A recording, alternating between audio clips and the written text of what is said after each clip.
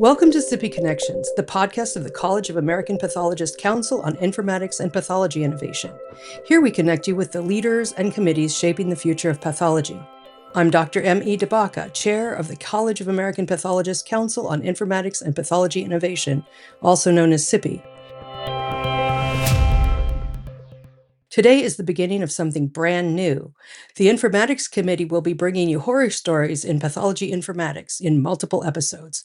Today, Dr. Alexis Carter, a molecular pathologist and informatician, is joined by Dr. Omar Baba, the Informatics Committee junior member and a pathology informatics fellow. Since it's the first in a series, Dr. Carter will initially share some housekeeping details about the series, and then she and Dr. Baba will be discussing the case from the lab. Take it away, Dr. Carter. Hi, everyone. Welcome to Horror Stories in Pathology Informatics, Lessons Learned from Things Gone Awry, a series to help your healthcare organization, number one, keep your patients safe, and number two, avoid painful problems. I'm your host, Dr. Alexis Carter, a pathologist and the moderator for this series. And with me today is another pathologist, Dr. Omar Baba. As a reminder, these podcasts are available from your favorite podcast service under CIPI Connections, that's CIPI Connections, and is also from the College of American Pathologists website at www.cap.org. Today's episode is Unflagged and Overlooked Lessons from a Missed Cortisol Result. As always, there are a few disclaimers needed before we get started. All of the situations discussed in this podcast are based on real events. So if any of our listeners think that the situation described can't or wouldn't happen, we can assure you that it can and did. Having said that, all information that could identify the personnel or the healthcare organization involved have been removed and replaced with fictitious characters and a fictitious location of Cabot Cove Memorial Hospital.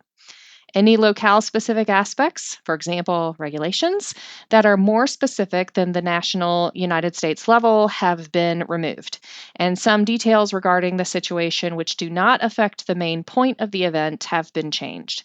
Finally, the person presenting the adverse event is not the person who contributed it for discussion. All of these things were done to ensure that we focus on the lessons learned and so that we can help others avoid these mistakes. Of course, this podcast does not represent legal or medical advice, and the lessons learned may not account for specific barriers that may be present at your own organization. All right, so now that we've done our disclaimers, let's get started. Again, here with me is Dr. Baba, who is going to present today's healthcare software failure on flagging of abnormal laboratory values and the lessons learned from it. So, Dr. Baba, let's start with the basics of the adverse event that we're going to discuss today. What happened? So, our story today is about a 60-year-old male who was undergoing treatment at Cabot Cove Memorial Hospital for prostate cancer.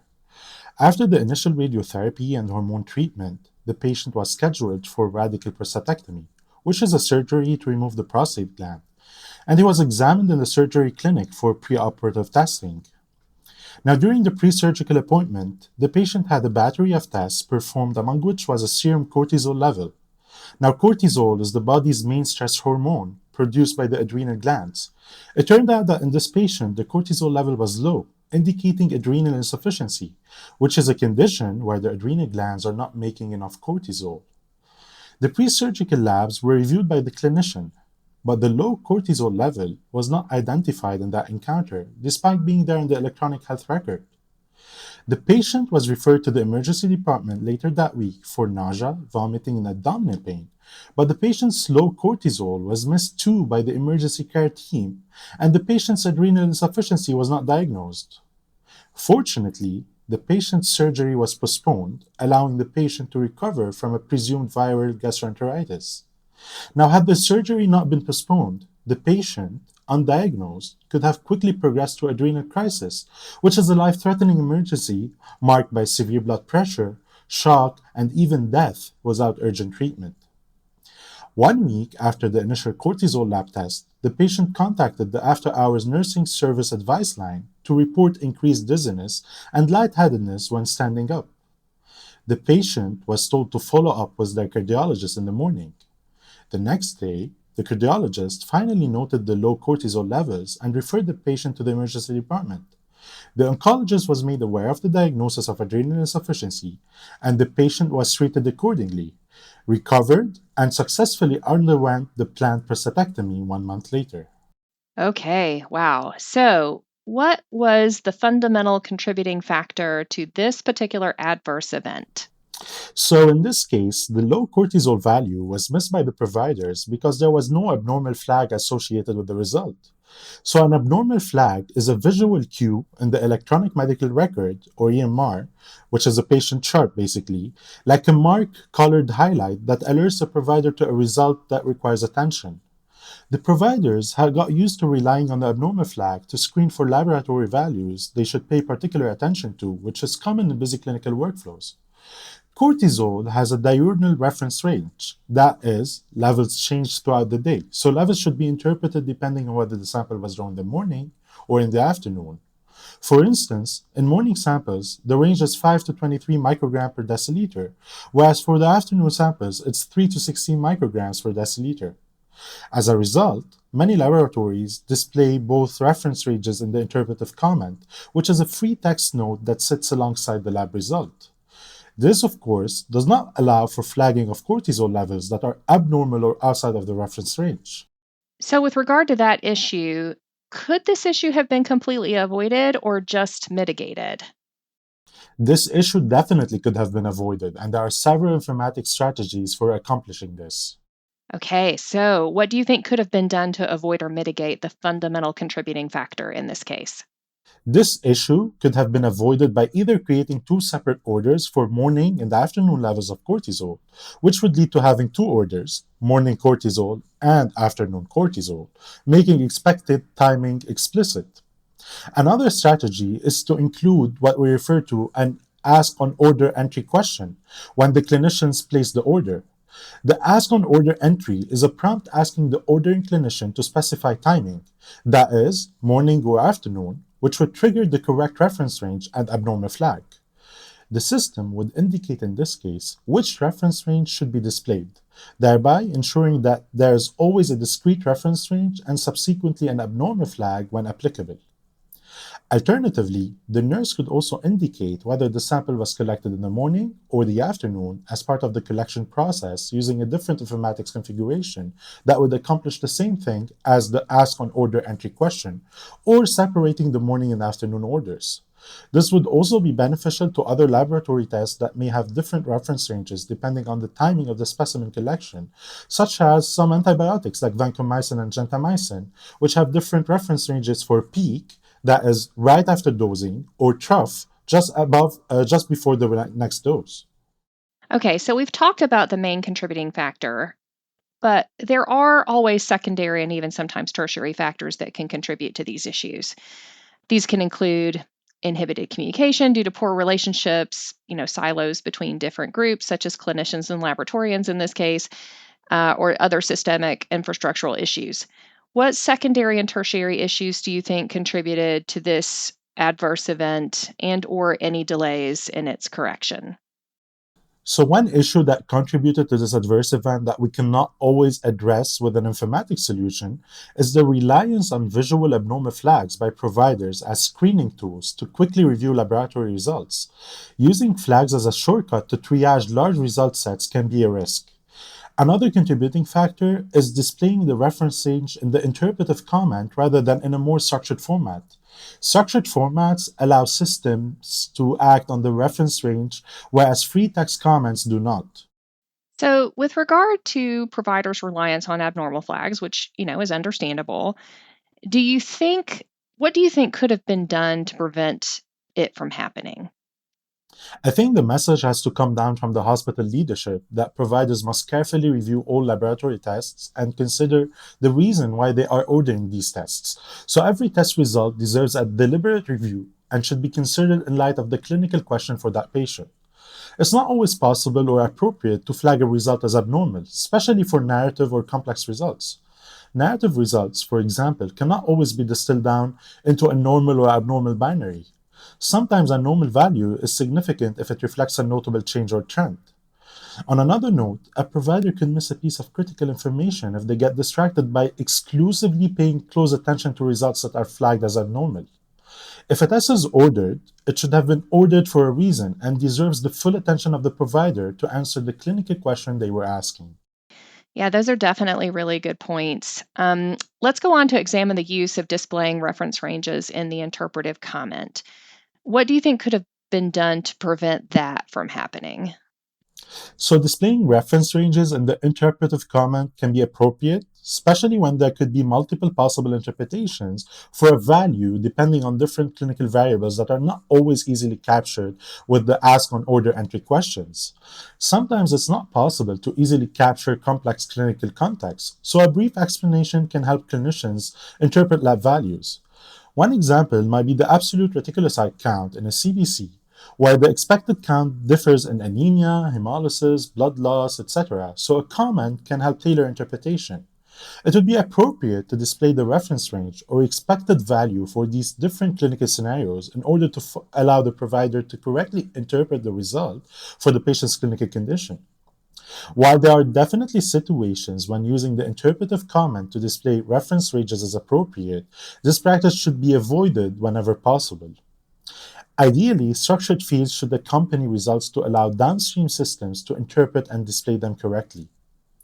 At the very least, there should be a primary reference range that's displayed with the result in a more structured information.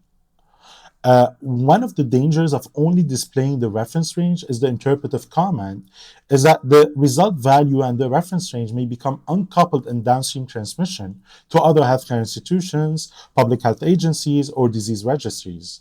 When results move between systems, comments may be dropped and values lose their context. We have a lot of experience transmitting reference ranges in a structured format because it's a required data element per the Clinical Laboratory Improvement Amendments, or CLIA. So there are US laboratory regulations that require reference ranges to accompany results. Messaging standards such as HL7 have a dedicated field for transmitting the reference range in a structured format. This ensures that the reference range will be displayed with the result value. Messaging standards can accommodate interpretive comments, but there is less certainty they will always be displayed by the receiving system. Comments may not always show up correctly when data are transmitted. This increases the likelihood that the result value could be displayed without the necessary contextual information to help interpret the result. So, Dr. Baba, there's a couple of other things that I'm thinking about, and I'm wondering if we can talk about those. So, for example, many people may not realize, especially if they are not pathologists or working in the lab, that we have some restrictions on reference ranges, and that really the reference ranges drive whether or not an abnormal flag can be present, right? The abnormal flag displays when something is outside of its normal reference range automatically, right? And we've got, high, low, abnormal, critically high, critically low flags, and those are all automatically appended based on reference ranges. So what are some additional things, restrictions? So like with this cortisol result, for example, we typically can do reference ranges based on age and gender, but this case is special for a couple of reasons, right? Because it demonstrates something that we can't easily have automated flags or reference ranges set for. So do you have a couple of examples in your own experience where that might have happened? One example I could think of is different reference ranges for pregnancy, so collection time of day, pregnancy. When the clinicians understand the limitations of lab systems, I think they become more lenient, I would say, in cutting us a break about displaying abnormal flags, because what is considered abnormal, really, right? Like some pathology reports, genetic reports, these are mostly, for the majority of the cases, they're like kind of free text. So how do you flag these as abnormal? Right. And then how abnormal does it have to be in order to call it abnormal? If you have a breast biopsy and what you see is a fibroadenoma, that's benign, but no one would classify it as normal. So, do you flag those? And flags can also, they can, alert physicians sometimes that things may be worse than they actually are. And the other thing is like, we could potentially in the lab look at a collection date and time. We get collection dates and times on all samples, right? But we're also required to perform the order that the clinician gives us. And so having lab staff switching a lab order to cortisol morning, for example, for specimens that are collected during certain hours, as opposed to, cortisol afternoon would require some significant operational changes that may not be necessarily helpful or doable in the lab. In addition to that, we don't always know. I mean, patients don't always know when they're pregnant, right? And their reference ranges can change, fairly quickly sometimes after they become pregnant. And as a sort of amusing or not so amusing side note, we had a situation in an organization that I worked in at one point where when we put into the interpretive comment for pregnant patients, this is the reference range. We actually did have a patient who called her clinician very upset because she thought that the thyroid test result that we were reporting on was indicating that she was actually pregnant because of her value, which the clinician explained to her, and it was all fine. But so it's interesting trying to cover all the bases. Can be difficult, and we also want to say yes, we do believe clinicians should look at every result, but we also understand that our clinician patient facing friends are just as busy as we are, and it's hard to do that. But on the flip side, when you have these special situations, it's kind of hard to make everything automated. So this has been really educational. Let's sum it up for the listeners. What's the main lessons learned from this incident, and what do you recommend that our listeners should do to prevent this from happening? So in this case, there was a delay in diagnosis for a patient with adrenal insufficiency due to a missed cortisol result. The low cortisol level was missed because there was no abnormal flag associated with the result. This happened because the laboratory had used the interpretive comment in free text rather than a dedicated discrete numerical field to display two possible reference ranges for the cortisol depending on the timing of the specimen draw. So comments can educate and add nuance, but the official machine-readable reference should be in a structured field. Whenever possible, there should always be a reference range displayed in a structured format that allows for abnormal flagging. This can be accomplished by either creating separate orders for the different draw times or using ask and on-order entry prompts or draw timed questions for the nurse at the time of the collection to allow for display of the appropriate reference range. And lastly, providers need to be educated on the importance of reviewing all results for the test they order instead of relying on screening systems to not miss essential pieces of information in the care of patients. Again, every ordered result should be reviewed, not just flagged ones. Great. Thanks so much, Dr. Baba, for presenting today. For our listeners, we hope that you have found this podcast on unflagged and overlooked lessons from a missed cortisol result helpful. This podcast was produced by the College of American Pathologists, and the content was produced by the College of American Pathologists Informatics Committee. The Informatics Committee always welcomes questions about the podcast, as well as suggestions for future podcasts at informatics@cap.org. If you would like to contribute an issue that happened to you, please contact the Informatics Committee again at informatics@cap.org for instructions on how to anonymously contribute an educational issue and its lessons learned. Please do not send specifics on the issue to this email address. We thank you so much for listening, and we look forward to sharing our next podcast with you soon. Bye-bye. Thanks to Dr. Carter and Dr. Baba for sharing these important lessons with us. Stay tuned for future horror stories in pathology informatics. Thanks for joining us for insights, updates, and the people behind the innovation. This has been CIPI Connections, where ideas meet action in pathology.